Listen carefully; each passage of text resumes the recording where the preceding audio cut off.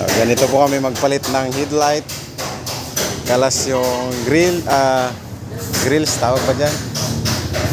Walang pera yung may-ari nito kaya pinapalitan ng pinapalitan ng bago. Ayun po. Nasunog lang yung bumbilya ng luma na yun. Pinapalitan na ng buo.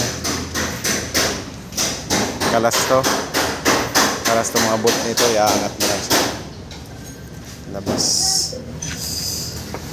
Ganyan po kawalang-wala yung may-ari nito. Tapos andito yung wire niya.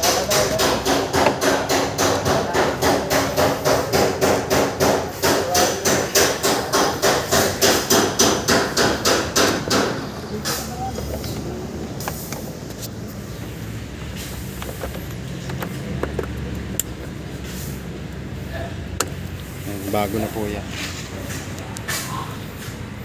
29,000 yung headlight lang po na yan. Tapos yung bumper niya, ay yung grills niya.